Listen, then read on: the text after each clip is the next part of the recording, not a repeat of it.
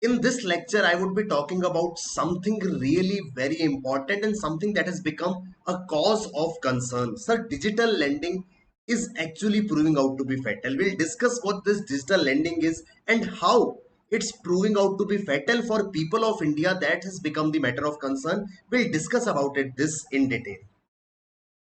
Start your preparation with Unacademy, India's largest learning platform. Some time ago, aspirants just like you are toppers today. You can see on your screen rank 3, rank 4, rank 5. So consistently for past few years, Unacademy has given best ranks when it comes to civil service preparation. So join today.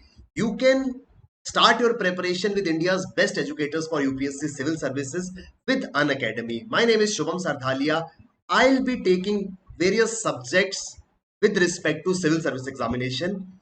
You can join us in your preparation journey. You can take help of the top educators of the country only at Unacademy.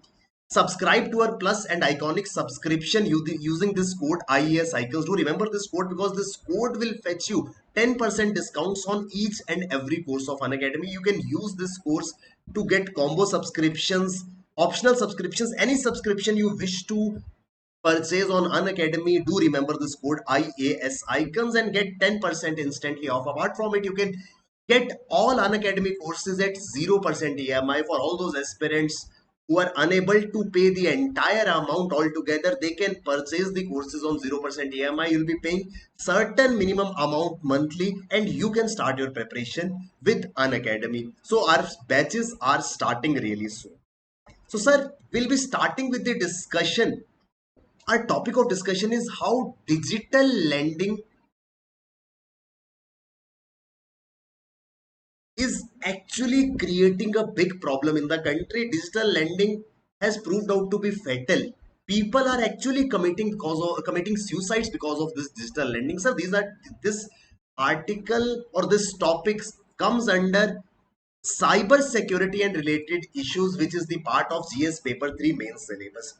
Not only GS paper 3 mains, when it comes to cyber security, we can relate this topic with social issues also. We can relate this topic with economy also. Sir, in short, I can say that this topic is really important because it can be asked in various dimensions under various subject headings. So, digital lending, what is digital lending? You must have heard of digital India, digital transactions, something that became very important over the past few years. We all have been using digital payment methods. Digital payment methods, digital transactions, digital India became a very successful initiative, but we all know that every coin has two sides. With positives come certain negatives. This digital transaction has given rise to something known as digital lending, and this digital lending over past few years has become the reason why many people in India are forced to commit suicide. Yes, sir. It's really a matter of concern. It's really a serious issue. So what's actually happening here? I hope you must have gone across this article which was recently seen in the newspaper, the fatal lure of instant loan apps. You must have come across certain advertisements through social media or while you are scrolling your mobile phone for the applications, for the mobile applications that are available on your phone, which can offer you instant loans. You simply have to download the application and you can get money credited into your account within no time. It sounds really good. Anybody who is in need of money can simply come, open his mobile phone, install this app and get the money. But sir, this actually is pushing people into vicious cycle of debt trap, and ultimately many victims were forced to commit suicide. Several Indians have ended their life owing to harassment by recovery agents of these unregulated digital lending apps. On your mobile phone, n number of hundreds of applications are available of this type, offering you instant personal loans. They simply ask you how much amount you want, will give it to you right there and then. Within no time, you will be receiving money into your account. But, sir, the circumstances, the process that follows it is really bad, is so much harassing that certain people have ended their lives. Recent suicide events related to humiliation and blackmailing by telecallers and recovery agents of mobile app instant loan companies have raised concerns. In nutshell, if I try to explain you, sir, the thing is these companies are providing loans to people, but in order to recover that loan, they are using certain methods. They are humiliating the borrowers publicly. They are blackmailing them, and they are using each and every type of way to exploit them, to humiliate them, and ultimately this exploitation, this humiliation reaches to a point where person decides to end his life. And it's not with one or two. Hundreds and thousands of people are falling prey to these companies. It is a racket in which instant personal loans are offered through mobile apps at exorbitant interest rates by unauthorized lenders. At first glance, it may sound really good. Sir, what's the problem in this? If somebody is in need of money, there is somebody who's giving him money. But sir, the terms and conditions, these terms and conditions, it's really a dangerous thing. Anything and everything, any offer, any sale, anything that you get at a lucrative price has this small asterisk attached which says terms and conditions. Very similar thing happens with this also. When you go on these mobile applications, they'll say terms and conditions, and sir, their terms and conditions are so exploitative. They'll be charging you huge interest rates. Normally interest rates, when you borrow from entities like banks, you have to pay annual interest rates. Sir, you'll be shocked to know there are companies who are charging interest rates on monthly basis, weekly, and even on daily basis. For so we can say that for every single penny you borrowed from these organizations or these type of fintech companies, you will be paying daily basis interest. The apps offer quick loans without much documentation or collateral to unsuspecting borrowers mushroomed in the country due to COVID-19 pandemic. Sir, we all know, we all have gone through this. Last 2 years were really difficult owing to the COVID pandemic. Businesses were shut, people were forced to stay at home, and majority of people lost their livelihood because they were not able to do any sort of business. They are not able to open their shops. They are not allowed to step out of their house. In short, we can say that incomes of people were badly affected. People were in need of money. During these times, mushroomed certain type of companies who call them as fintech, financial technology companies, who were offering loans to people. They were simply telling you want a loan, we'll offer you, you come to us. So such type of companies mushroomed during COVID pandemic, and they targeted people who were in dire need of money. These type of applications and these type of companies became popular option for borrowing money, especially for cash strapped families and people facing joblessness.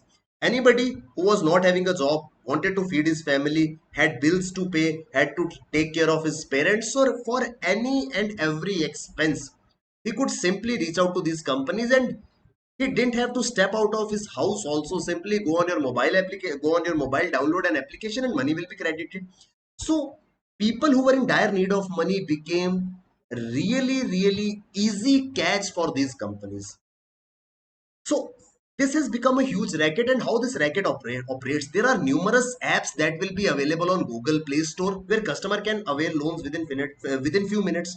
Sir, these type of advertisements, these type of messages, everybody of you must have received in recent times. They'll simply ask you, are you in need of money? Get instant loan, get instant money, no paperwork required, no collateral, no income proof required. Simply come and take your money. So many people started using these applications. It only required you to update your personal details. It can be 3 months bank statement, which is easily available for everybody.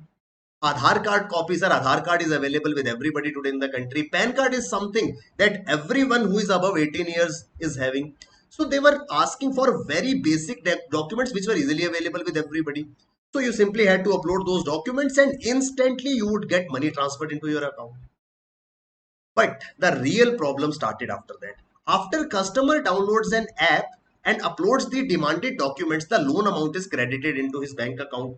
So this is the point when customer feels, oh wow, that is something really awesome. I didn't have to step out of my house. I was simply sitting at my home, uploaded three simple basic documents and got my money. Sir, during this course, the company would ask certain questions, they would ask for certain information like phone numbers of your family members, phone numbers of your relatives could be asked for. Once a person avails loan from one company, what happens here is his personal information would be shared with another 10 to 20 companies. It's not just one single entity, one single application that was operating like this. There were hundreds of these. So somebody borrowed money from one particular application, that application would share the individual's detail with other applications or other companies. And now these companies were making call to these people that, yeah, do you require loan? Do you need some money? And they would lure these people to avail more loans. So it was like, you got some money, now you have been again offered that you want some more, take it from us. And the eligibility of the borrower was assured at the first place. Just because the first company has actually transferred money into his account, it showed that the borrower was actually eligible to take the money. When continuously these people were lured, these people were asked to take money, many customers fall for this trick and they ended up borrowing money at very, very high interest rates. The interest rates could be as high as 35%. Normally, sir, institutional lending, if we talk about, we'll be discussing in a short while about institutional lendings. In simple terms, if we go and borrow money from banks, at max, the banks at present rates would charge somewhere around 7 to 9 or maybe 11%, that too annually. But sir, these companies were charging you as high as 35% at times on monthly basis. So whatever amount you borrowed, 35% of that you would be paying as interest every month. And for every delay in making the payment, for example, there's some due date which has been set. For every single delay after the due date, a penalty of approximately rupees 3,000 was imposed. Suppose somebody had borrowed 10,000 rupees.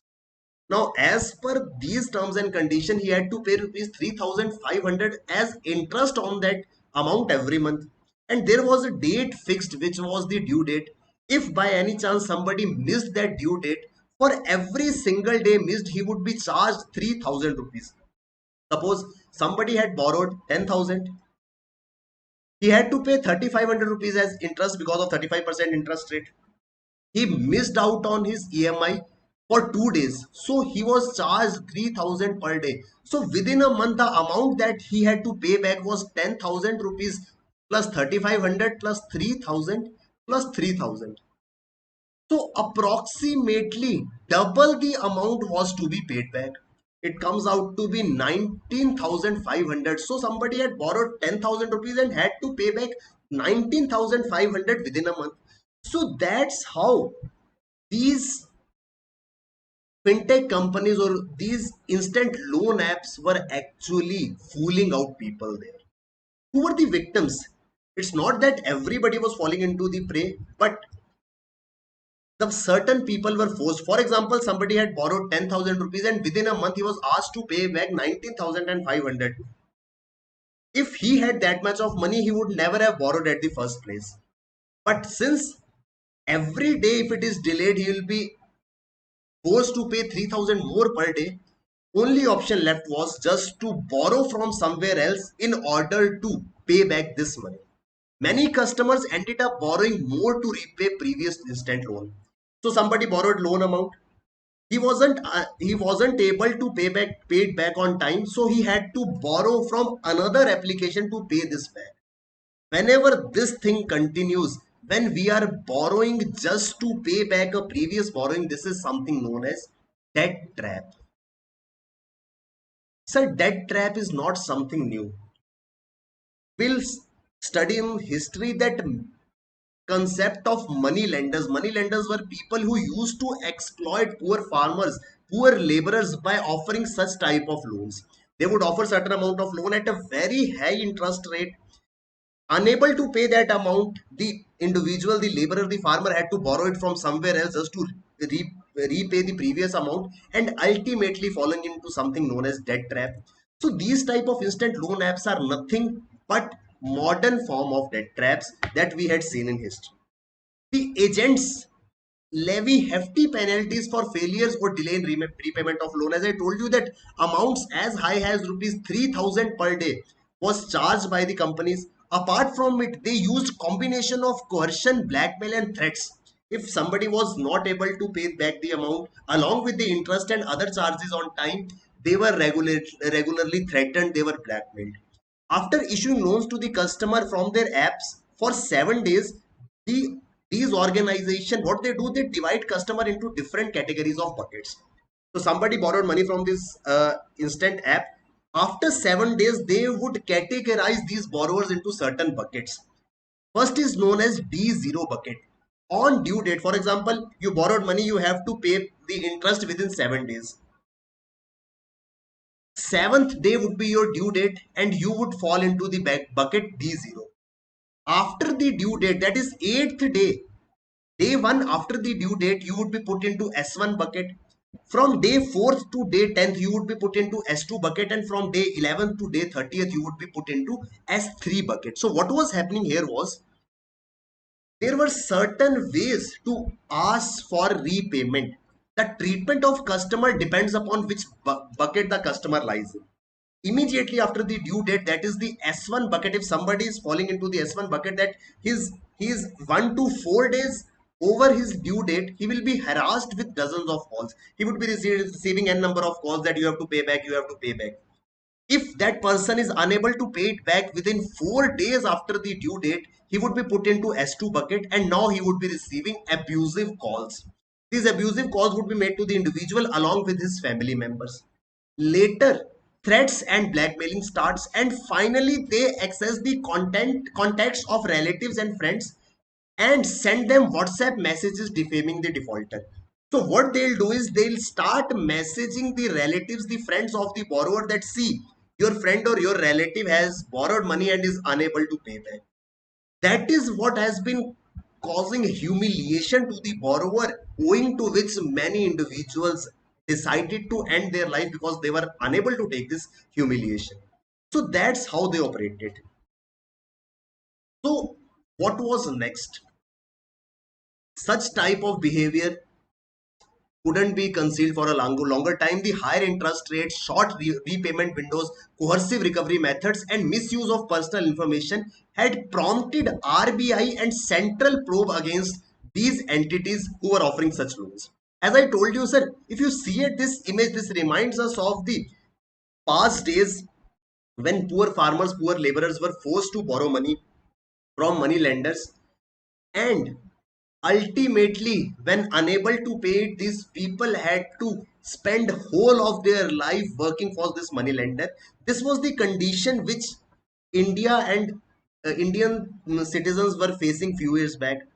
To get over this situation, to get people out of the situation like debt trap, government and the Central Bank of India always promoted institutional credits, where farmers, laborers, and everybody was encouraged to borrow it from organizations like central banks or non-banking financial companies.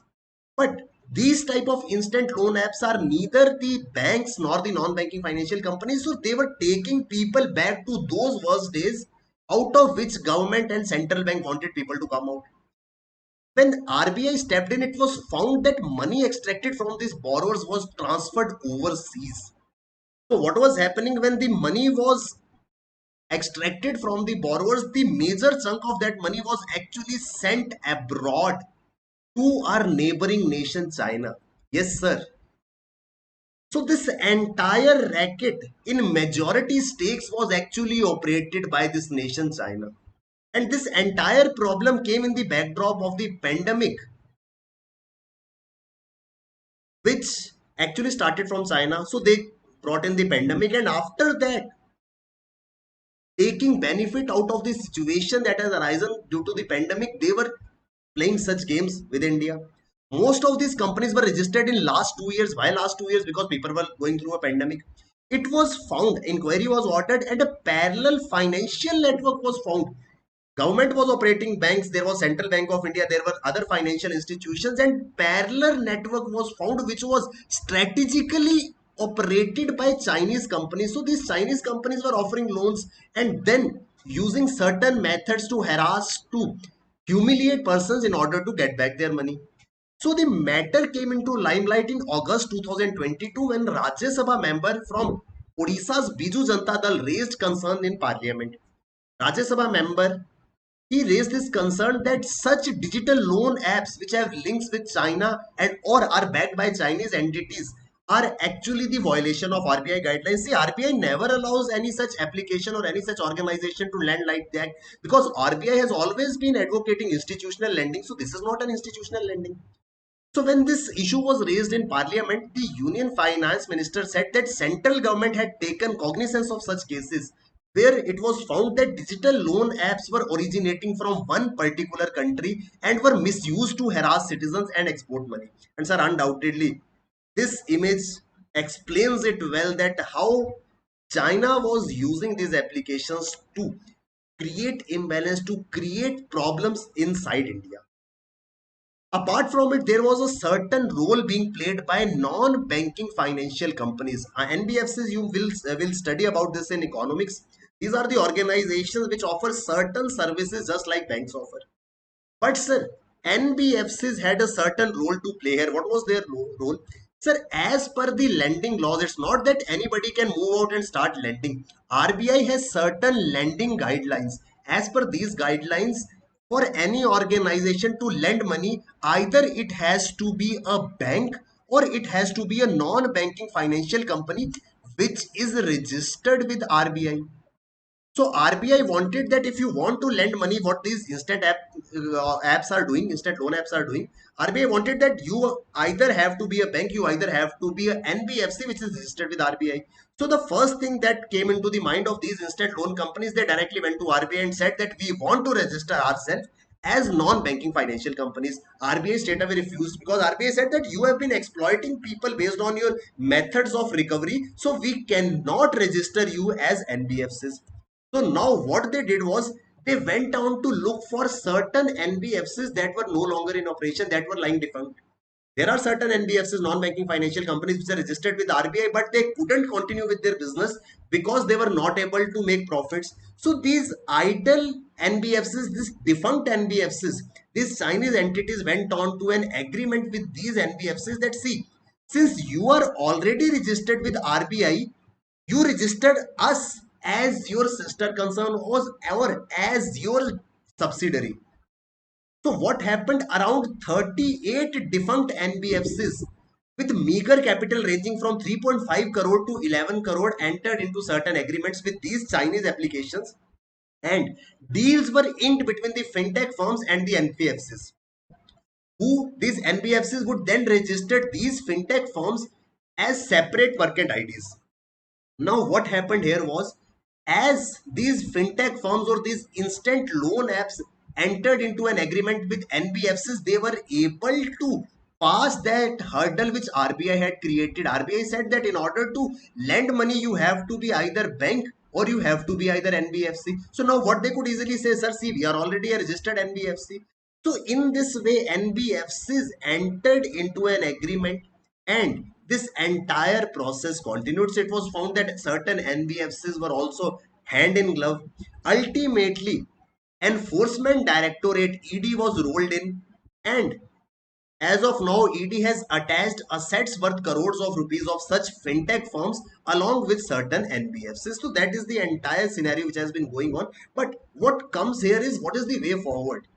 Can we just leave our population? Can we just leave our people to get exploited like this? No, sir, there has to be a way forward. And that way forward came recently on August 10 when RBI issued first set of guidelines to crack down on illegal activities in digital lending industry. So RBI has come up with a set of guidelines which are to be followed in order to stop these illegal lending activities. These guidelines are to be implemented by November 2022.